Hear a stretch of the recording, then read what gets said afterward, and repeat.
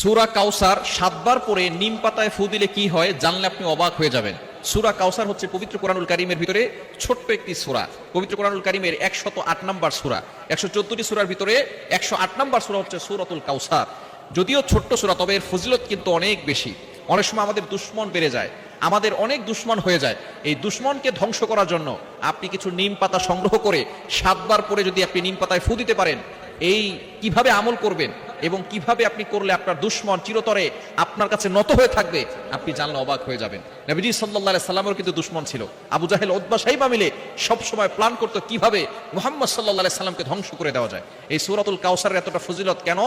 এমন সময় আল্লাহ পাক রব্বুল আলামিন এই সূরা কাউসার নাজিল করেছেন, যেই সময়টা নবীজি সাল্লাল্লাহু আলাইহি সাল্লাম খুবই কষ্টের ভিতরে ছিলেন। আল্লাহ পাক রব্বুল আলামিন সূরা কাউসার নাজিল করে নবীজি সাল্লাল্লাহু আলাইহি সাল্লামকে সন্তুষ্ট করেছেন। বলেন সুবহানাল্লাহ। কেন ইমাজিদের আপনি কল্পনা করতে পারছেন? নবীজি সাল্লাল্লাহু আলাইহি সাল্লামের ছেলে সন্তান যারা এই দুনিয়াতে এসেছিল তারা এই দুনিয়া থেকে বিদায় নিয়েছে। অল্প অল্প বয়সে তারা দুনিয়া থেকে বিদায় নিয়েছে। যখন এই সব সন্তানগুলো দুনিয়া থেকে বিদায় নিল, এবার কাফেররা বলা শুরু করলো মুহাম্মাদের বংশের কোনো ছেলে নাই, মুহাম্মাদের এই দিন টিকবে না। মুহাম্মদ যে ইসলামের দাওয়াত দেয়, যেই কালিমার দাওয়াত দেয়, এই কালিমার দিন বেশি দিন টিকবে না, কেননা তার সন্তান সবগুলো দুনিয়া থেকে বিদায় নিয়েছে। মুহাম্মদ হচ্ছে আবতার, নির্বংশ, মুহাম্মাদের বংশ নাই, মুহাম্মাদের এই ইসলাম বেশি দিন থাকবে না।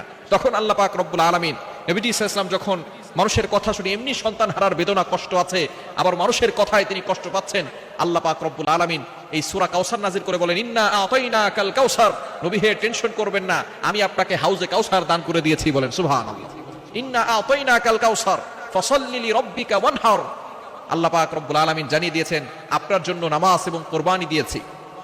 এরপরে বলছেন ফাসাল্লি লিরাব্বিকা ওয়ানহার ইন্না শানিআকা হুয়াল আবতার। যারা আপনাকে নির্বংশ বলে গালি দেয় তারাই হচ্ছে নির্বংশ। নবী হে আপনি টেনশন করবেন না, আপনার সন্তান নাই, আপনার সন্তানগুলো দুনিয়া থেকে বিদায় নিয়েছে, এই জন্য আপনি টেনশন করছেন, এই দিন থাকবে না। আপনার রুহানি সন্তান থাকবে, এই রুহানি সন্তানরা আপনাকে এতটা ভালোবাসবে, এতটা মহব্বত করবে যে আপনি দুনিয়াতে থাকবে না, কিন্তু আপনার ইজ্জতের উপরে তারা চুল পরিমাণ আঘাত করতে দিবে না, নিজের জীবন দিয়ে আপনার ইজ্জতকে তারা হেফাজত করবে। সুতরাং এরকম নবীর ভালোবাসার পাগল উম্মত আছে না নাই? সুতরাং নবীজি সাল্লাল্লাহু আলাইহি ওয়াসাল্লাম কেমন সময় এই সূরা আল্লাহ পাক রব্বুল আলামিন দিয়েছেন, যখন তিনি কষ্টে ছিলেন। এই সূরাটা যখন আপনি পড়বেন, দুশমনকে কাবু করার জন্য, তাকে বাধ্য করার জন্য। অনেক সময় আমাদের দুশমন বেড়ে যায়, ভালো যিনি থাকবে তার উপরে দুশমন বেড়ে যাবে। এটা কিভাবে আমল করবেন? আপনি প্রথমে ওযু করবেন। এই আমলটা ফজরের নামাজের পরে করার চেষ্টা করবেন। ফজরের নামাজের পরে আপনি ওযু করে ফজরের নামাজ পড়ে এরপরে আপনি সেখানে বসবেন, বসে ৩ বার দুরূদ শরীফ পড়বেন। নিম পাতা নিয়ে সেখানে ৭ বার বিসমিল্লাহ সহকারে সূরা কাউসার পড়ে ফু দিবেন। ফু দিয়ে ওই পাতাটাকে আপনার দুশমন যিনি আছেন তার কথা স্মরণ করবেন, তার একবার তার নাম উচ্চারণ করবেন যখন ফু দিবেন।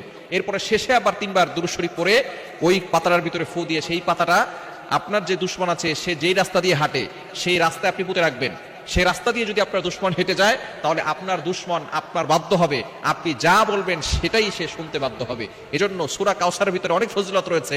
ইয়াকিনের সাথে যদি আপনি আমলটা করতে পারেন, দুশমন বাধ্য হবে, দুশমন আপনাকে কোনো ক্ষতি করতে পারবে না। আল্লাহ পাক রব্বুল আলামিন মানুষ শয়তান বলেন, জিন শয়তান বলেন, সকল ধরনের দুষ্ট শয়তান এবং মানুষ থেকে আল্লাহ আপনাকে হেফাজত করবেন।